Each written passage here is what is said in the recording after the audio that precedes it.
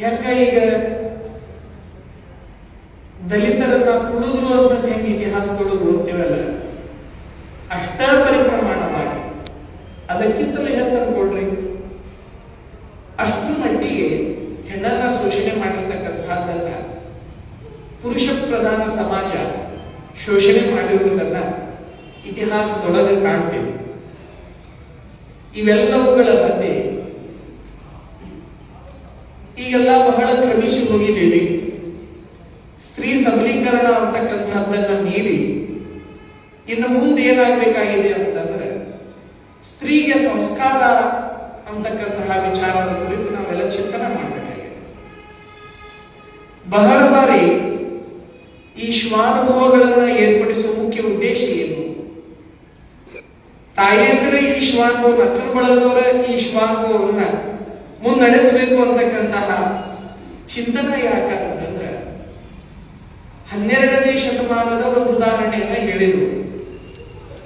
ಮಾರಯ್ಯ ತಂದಿರ್ತಕ್ಕಂತಹ ಹೆಚ್ಚಿಗೆ ಅಕ್ಕಿಗಳನ್ನ ಈಸಕ್ತಿಯ ಆಸೆ ನಿನಗ್ಯಾಕು, ಹೋಗಿ ಚೆಲ್ಲಿ ಬಾ ಬಸವನ ಅಂಗಳದಾಗ ಅಂತಂದು ಹೆಂಡತಿ ಹೇಳ್ತಾಳ ಅಂತಂದ್ರೆ ಹೋಗಿ ಚೆಲ್ಲಿ ಬರ್ತಾಳ.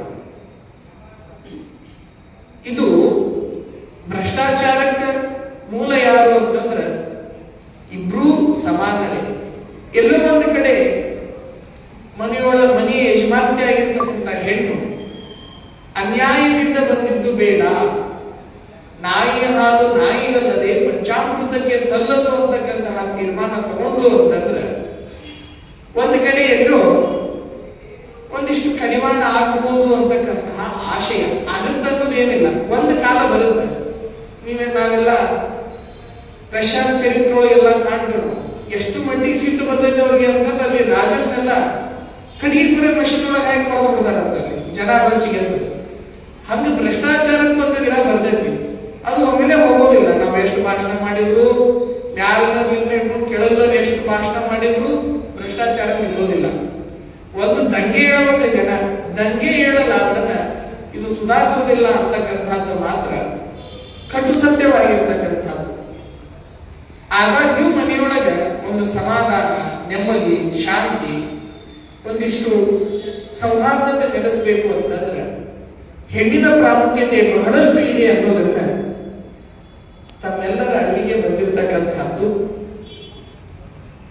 ವಚನಗಳಲ್ಲಿ ವಿಶೇಷವಾಗಿ ಮಹಿಳಾ ಸಬಲೀಕರಣದ ಕುರಿತು ಇವತ್ತು ನೀವು ಚಿಂತನೆಯನ್ನ ಇಟ್ಕೊಂಡಿದ್ದೀರಿ.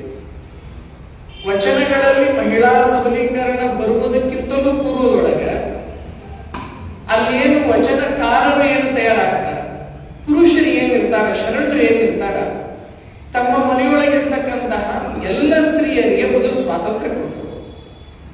ಯಾವಾಗ ಸ್ವಾತಂತ್ರ್ಯ ಕೊಟ್ಟರು ವಿಚಾರ ಮಾಡಕ್ ಬಂತು.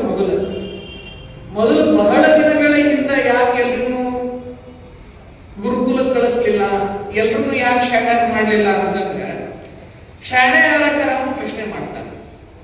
ಪ್ರಶ್ನೆ ಮಾಡಕ್ ಕಲಿತು ಅಂತಂದ್ರೆ ಕೆಲವು ರಾಜ್ಯಗಳು ನಡೆಯುವುದಿಲ್ಲ.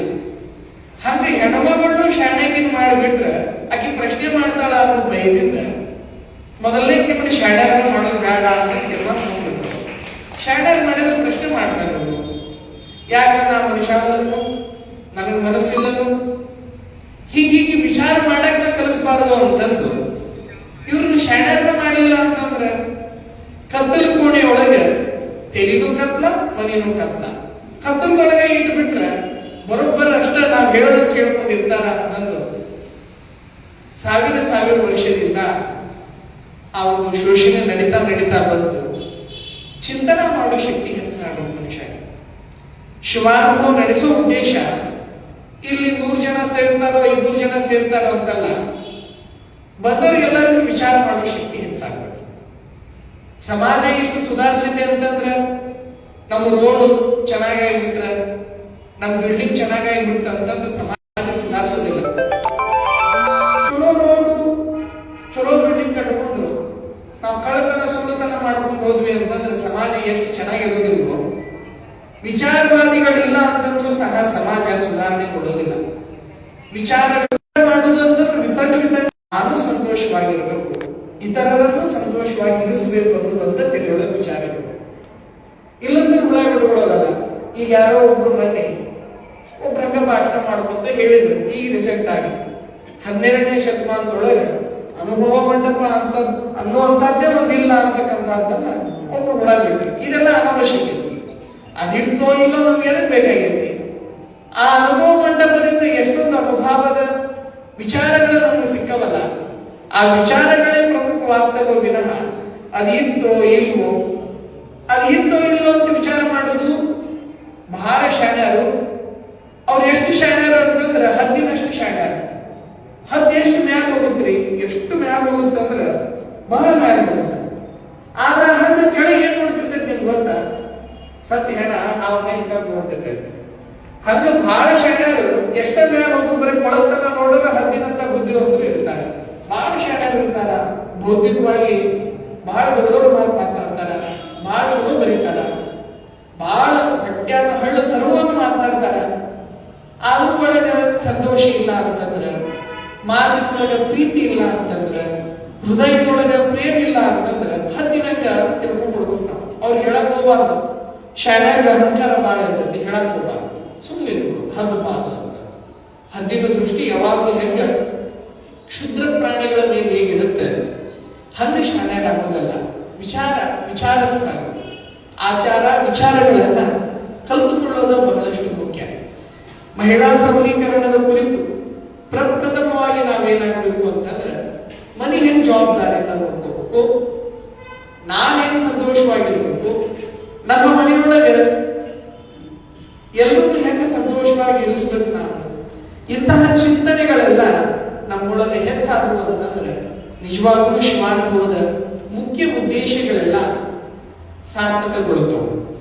ಶಿವಾನುಭವದ ಮುಖ್ಯ ಉದ್ದೇಶ ನಿಮ್ಮೆಲ್ಲರನ್ನ ಶಾಸ್ತ್ರಜ್ಞರನ್ನಾಗಿ ಮಾಡೋದಲ್ಲ, ಶಾಸ್ತ್ರಜ್ಞರನ್ನಾಗಿ ಮಾಡುವ ಅವಶ್ಯಕತೆನೇ ಇಲ್ಲ. ಶಿವಾನುಭವದ ಉದ್ದೇಶ ಮೊದಲ ನಾನು ಸಂತೋಷವಾಗಿರಾಕ ಕರ್ಕೊಳ್ಳೋದು ಅಂತ ಶಿವಾನುಭವದ ಉದ್ದೇಶ. ನಾನು ಸಂತೋಷವಾಗಿರೋದಂದ್ರೆ ಏನು ಅಂತಂದ್ರೆ ಜಗತ್ತನ್ನು ಕಣ್ಣು ತೆರೆದು ನೋಡೋದಪ್ಪ ಅಷ್ಟೇ. ಜಗತ್ತನ್ನು ಕಣ್ಣು ತೆರೆದು ಇಲ್ಲಿ ಹೋಗಿ ಸ್ವಾಮಿ ದರ್ಶನ ಮಾಡ್ತೀನಿ, ನೀವೆಲ್ಲ ಕೊಟ್ಟರೇಶ್ವರ ದರ್ಶನ ತಗೊಳ್ತೀರಿ, ಅಲ್ಲೊಂದು ದೀಪ ಹಚ್ಚಿರುತ್ತೆ, ಆ ದೀಪ ನೋಡಿದ್ರೆ ಒಂದು ಸಂದೇಶ ಕಣ್ಣು ತೆರೆದು ನೋಡೋದು. ಅದು ಎಷ್ಟು ಸಂದೇಶ ಕೊಡ್ತೈತೆ ಅಂದ್ರೆ ಆ ದೀಪ ಒಳಗಿರೋದು ಎಣ್ಣೆ ಹಾಕಿದ್ರೆ ಉರಿತದ, ಎಣ್ಣೆ ಹಾಕ್ಲಿಕ್ಕಂದ್ರೆ ಉರಿಯೋದಿಲ್ಲ. ಎಲ್ಲಿ ತನಕ ನನ್ನ ದೇಹದೊಳಗೆ ಚೈತನ್ಯ ಇರ್ತೈತಿ, ಅದು ಯಾವಾಗಲೂ ಎಣ್ಣೆ ಹಾಕಲಿಲ್ಲ ಅಂತ ಪ್ರತಿಭಟನೆ ಮಾಡೋದಿಲ್ಲ. ಅದು ಸಾಮರ್ಥ್ಯ ಇದ್ದಾಗ ಚೈತನ್ಯದಿಂದ ಇರ್ತೈತಿ. ಯಾವಾಗ ಅದರೊಳಗಿರ್ತಕ್ಕಂಥ ಶಕ್ತಿ ಕಡಿಮೆ ಆಗುತ್ತೆ ಅದು ಸೈಲೆಂಟ್ ಆಗಿರ್ತದೆ. ಹಿಂಗೆ ಬದುಕಕ್ಕೆ ಕಲಿಬೇಕು ಅನ್ನೋದನ್ನೇ ಶರಣ ಹೇಳೋದು. ನಮ್ಮ ಗುರುತುಗಳು ಹೇಗಿರಬೇಕು ಅಂತಂದ್ರೆ ಪ್ರಪಂಚವನ್ನ ಅನುಭವಿಸುವ ರೀತಿ ಒಳಗೆ ನಮ್ಮ ಗುರುತುಗಳೆಲ್ಲ ಉಳಿಬೇಕಾಗತ್ತೆ. ಪ್ರಪಂಚದ ಯಾವ ಧರ್ಮವೂ ಸಹ ಸಂಕುಚಿತರನ್ನ ನಿರ್ಮಾಣ ಮಾಡಿಲ್ಲ. ಎಲ್ಲಾ ಧರ್ಮಗಳು ವಿಶಾಲ ಮನಸ್ಕರವನ್ನ ನಿರ್ಮಾಣ ಮಾಡಿಕೊಂಡು ಬಂದಿದ್ದವು. ಇಲ್ಲಿ ಬಸವಾದಿ ಶಿಕ್ಷಣರ ವಿಚಾರ ಹೆಂಗ್ ತಿಳ್ಕೊಳ್ಬೇಕು ಅಂತಂದ್ರೆ ಒಂದು ಬೀಜ ಇರ್ತದ, ಬೀಜನ ನೆಲಕ್ಕೆ ಹಾಕ್ತೇವೆ. ನೆಲಕ್ಕೆ ಹಾಕಿದ ಮೇಲೆ ಆ ಬೀಜ ಮಣ್ಣಿನೊಳಗೆ ಇರುತ್ತೆ, ಅದಕ್ಕೆ ನೀರು ಹಾಕ್ತೀವಿ, ಗೊಬ್ಬರ ಹಾಕ್ತೀವಿ, ಅದಕ್ಕೆ ಬೆಳಕು ಬೀಳುತ್ತೆ. ಗೊಬ್ಬರ ಮಣ್ಣಾಯ್ತು ಅಂತಂದ್ರೆ ಅದು ಬೀಜ ಮಣ್ಣಾಯ್ತು ಅಂತಂದ್ರೆ ಬೀಜದ ಅಸ್ತಿತ್ವ ಹೋಯ್ತು ಅಂತ. ಬೀಜ ನೀರೇ ಹೋಯ್ತು ಅಂತಂದ್ರೆ ಬೀಜದ ಅಸ್ತಿತ್ವ ಹೋಯ್ತು ಅಂತ. ಬೆಳಕಾಯ್ತು ಅಂದ್ರೆ ಹೋಯ್ತು ಅಂತ. ಆದ್ರೆ ಬೀಜ ಏನ್ ಮಾಡುತ್ತೆ? ಮಣ್ಣಿನ ಅಂಶ ತಗೊಳ್ಳುತ್ತೆ, ಬೆಳಕಿನ ಅಂಶ ತೆಗೆದುಕೊಳ್ಳುತ್ತೆ, ನೀರಿನ ಅಂಶ ತೆಗೆದುಕೊಳ್ಳುತ್ತೆ. ಎಲ್ಲ ಅಂಶಗಳನ್ನ ತೆಗೆದುಕೊಂಡಿರುವ ಬೀಜ ಸ್ವತಂತ್ರವಾಗಿ ಹೇಗೆ ತನ್ನ ರೂಪವನ್ನ ಹೆಂಗೆ ಪ್ರಕಟ ಮಾಡುತ್ತೆ, ಹಂಗ ಈ ಅನುಭವ ಸಾಹಿತ್ಯ, ಶರಣರ ವಚನಗಳು, ಇನ್ನುಳಿದ ಎಲ್ಲ ದಾರ್ಶನಿಕರ ಚಿಂತನೆಗಳು ನಿಮ್ಮನ್ನ ಅದನ್ನು ತೂರ್ಕೊಂಡು ಹೋಗ್ರಿ ಅಂತ ಹೇಳೋದಿಲ್ಲ. ನೀವು ಎಲ್ಲವನ್ನ ತೆಗೆದುಕೊಂಡು ನಿಮ್ಮನ್ನ ನೀವು ಬೆಳೀರಿ ಅಂತ ಹೇಳ್ತಾರೆ. ಯಾರು ಅದರಂಗಾಗ್ರಿ ಅಂತ ಹೇಳೋದಿಲ್ಲ. ಈಗ ಶರಣರ ವಚನ ಹೇಳಿದ ಕೂಡಲೇನ ಅವರೆಲ್ಲೋ ಯಾರೊಬ್ಬರನ್ನ ಖಂಡನೆ ಮಾಡ್ಯಾರ ಅಂದ ಕೂಡಲೇನ ಅವ್ರನ್ನ ಖಂಡನೆ ಮಾಡ್ಕೊಂಡು ಹೋಗಂತವ್ರು ಹೇಳೋದಿಲ್ಲ. ನಿಮ್ಮನ್ನ ಪ್ರವಾಹದೊಳಗೆ ಪಚ್ಕೊಂಡು ಹೋಗಬೇಡ ಅಂತ ಹೇಳ್ತಾರೆ. ಅದು ಪ್ರವಾಹ ಇದೆ, ಕಾಲ ಪ್ರವಾಹ ಇದೆ. ಇದ್ರೊಳಗೆ ಎಷ್ಟು ಸಾವಿರ ಲಕ್ಷ ಕೋಟಿ ಜನ ಕೊಚ್ಕೊಂಡು ಹೋಗಿದ್ದಾರೆ. ನೀನು ಕೊಚ್ಕೊಂಡು ಹೋಗಬೇಡ, ನೀನು ಅಲ್ಲಿ ನಿನ್ನ ತನದೊಳಗೆ ನೀ ಬೆಳಿ ಅಂತಂದು ಶರಣ ನಮಗೆ ತಿಳಿಸಿಕೊಟ್ಟಾರ. ವಚನಗಳೊಳಗೆ ಚಿಂತನೆ ಮಾಡೋದು ಬಹಳ ಅದ. ಮಹಿಳಾ ಸಬಲೀಕರಣ ಅನ್ನೋ ಒಂದು ವಿಚಾರ ಇಟ್ಕೊಂಡು ತಾವೆಲ್ಲ ಚಿಂತನೆ ಮಾಡಿದ್ರಲ್ಲ, ನಿಜವಾಗ್ಲೂ ಬಹಳಷ್ಟು ಸಂತೋಷದಾಯಕವಾಗಿರ್ತಕ್ಕಂಥ ಸಂಗತಿ. ಇನ್ನೂ ಒಂದೊಂದು ವಚನ ತೆಗೆದುಕೊಳ್ಳೋದು, ಸಾಧ್ಯವಾದಷ್ಟು ಕರ್ಕೊಂಡು ಬರೋದು. ಯಾವಾಗ ನೀವು ವಿಚಾರ ಮಾಡಕ್ ಕಲಿತೀರ ಅವಾಗ ದುಃಖ ದೂರ ಆಗುತ್ತೆ. ಒಂದೆಲ್ಲ ತೆರೆಯೊಳಗೆ ವಿಚಾರ ಮಾಡಕ್ ಕಲ್ತ ಮೇಲೆ ದುಃಖ ದೂರ ಆಗುತ್ತೆ. ವಿಚಾರ ಮಾಡಕ್ ಬರ್ಲಿಲ್ಲ ಅಂತಂದ್ರೆ ದುಃಖ ಹಂಗೆ ಇರುತ್ತೆ. ಜಗತ್ ಅರ್ಥ ಮಾಡ್ಕೊಳಕ್ ಕಲಿಬೇಕು. ನಾವು ಜಗತ್ತನ್ನ ನಾವು ಅರ್ಥ ಮಾಡ್ಕೊಳ್ಬೇಕು. ಈಗಿಲ್ಲ ನಾವು ಬಳ್ಳಾರಿ ಬರ್ತಿದ್ದೇವೆ, ಬಳ್ಳಾರಿ ಬರೋಕಾದ ಒಂದು ಬೋರ್ಡ್ ಐತಿ ನೋಡ್ರಿಲ್ಲ, ಆ ಬೋರ್ಡ್ ಏನು, ಉಕ್ಕಿನ ನಗರ ಬಳ್ಳಾರಿಗೆ ಸ್ವಾಗತ ಅಂತ ಕರೀತಿದ್ದೇವೆ. ಈಗ ಯಾರೋ ಬಂದಿರ್ತಾರ, ಸ್ವಾಗತ ಅಂತ ಕರೆದ ಮೇಲೆ ಯಾವುದೋ ಕಾರ್ಯಕ್ರಮ ಕರೀತಾರ, ಬಂದಿರ್ತೀರಿ, ಸ್ವಾಗತ ಅಂತ ಅಲ್ಲೇ ಕುಳಿತುಕೊಳ್ಳೋದನ್ನ ಹಿಂದೊಂದು ಬರೆದಿರ್ತಾರ, ಏನ್ ಬರೆದಿರ್ತಾರ, ವಂದನೆಗಳು ಹೋಗಿ ಬನ್ನಿ ಅಂತ, ವಂದನೆಗಳು ಮತ್ತೆ ಬನ್ನಿ ಅಂತ ಹಾಕ್ಬಿಟ್ಟಿರ್ತಾರ, ಹಿಂದೆ ಇರ್ತದ. ಹಂಗ ನಮ್ಮ ಜೀವನದೊಳಗ ಎಲ್ಲೇ ಸ್ವಾಗತ ಐತಂದ್ರು ಹಿಂದೆ ಹೋಗ್ರಿ ಅಂತ ಇರ್ತೈತೆ. ಅದು ನಾ ಇಲ್ಲೇ ಇರ್ಬೇಕಂತಂದ್ರೆ ನಾ ಅಧ್ಯಕ್ಷದೀನಿ, ನಾ ಮಠಾಧೀಶ ಇದೀನಿ, ನಾನೇ ಇರ್ಬೇಕು ಅಂದ್ರೆ ಮುಂದೆ ಕುತ್ಕೊಂಡು ಹೋಗ್ತಿರ್ತಾರ. ಎದ್ದು ಹೋಗಪ್ಪ ನಾನು ಕುದುರ್ತೀನಿ ಎಲ್ಲರದು ಹಂಗ ನೀವು ಹೋಗಿ ನಾವು ಅಂತಿರ್ತೀವಿ, ಏನ ಇದಕ್ಕೆ ನಡೆದೈತ್ರಿ, ಇಲ್ಲ ಬೆಳೆಯುತ್ತ ಯವನಾವಸ್ಥೆ ಬರುತ್ತೆ,